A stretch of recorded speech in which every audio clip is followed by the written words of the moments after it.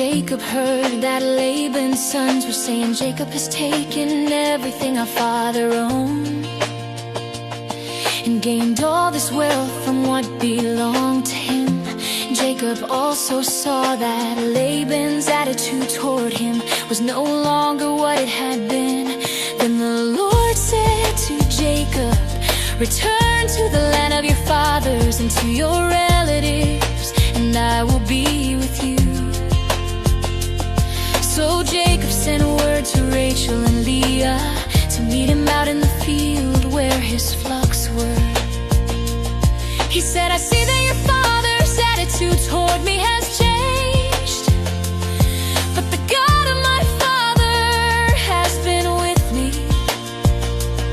You know that I have worked for your father with all my strength, yet he has cheated me again and again, changing my wages 10 times. But God has not allowed him to harm me. Jacob explained how the flocks multiplied according to the pattern of Laban's dishonesty,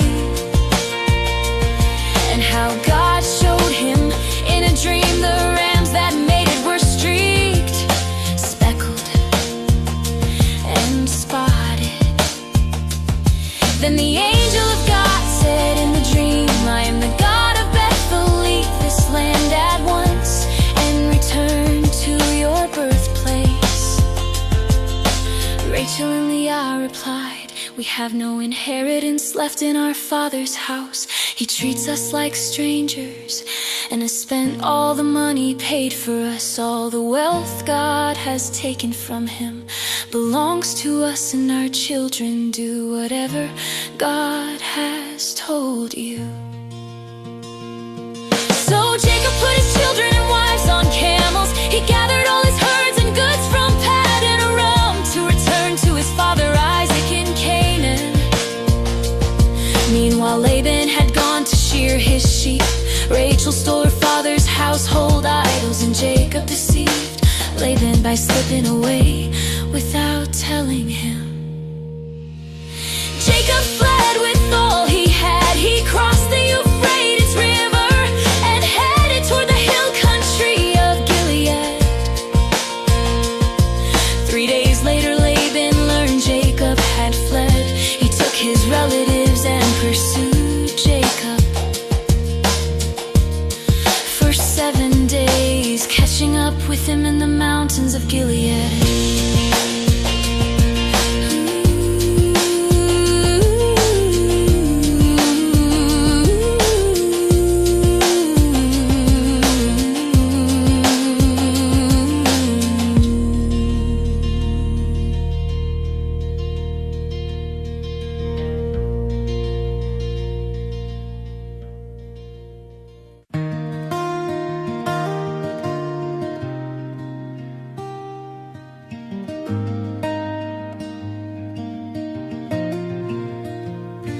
God came to Laban in a dream and said, be careful not to say anything to Jacob, good or bad.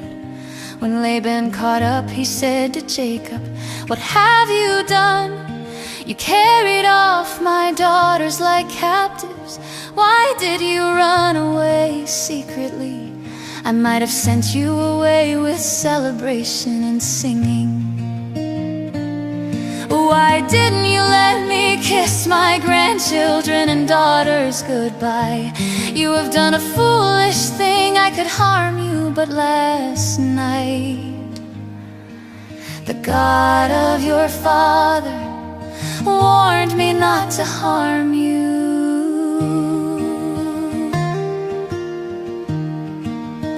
Laban asked, why did you steal my household gods? Jacob answered, I left secretly because I was afraid you would take your daughters from me by force.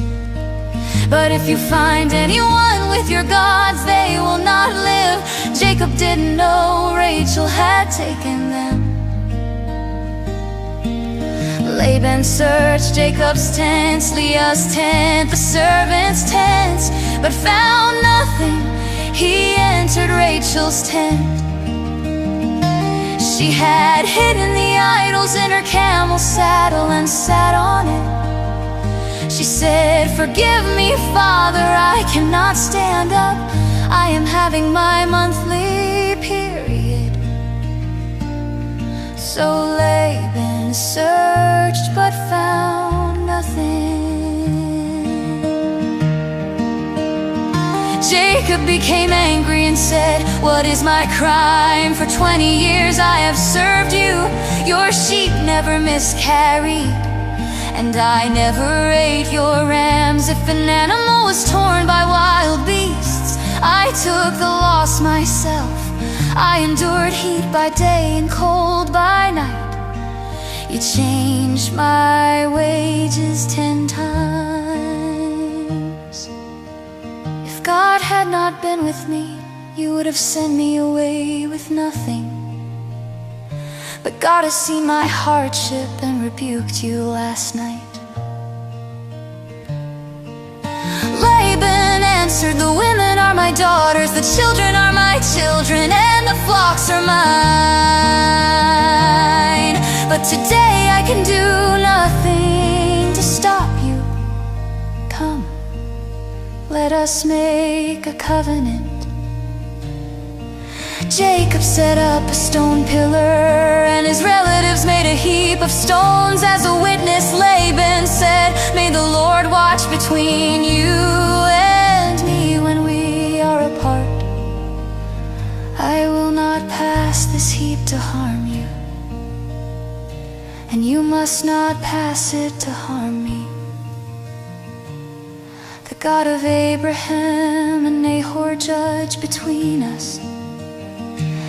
Jacob swore by the God of his father Isaac. He offered a sacrifice and invited everyone to eat. They stayed the night, and early the next morning, Laban kissed his daughters and grandchildren and blessed them. Then he returned home.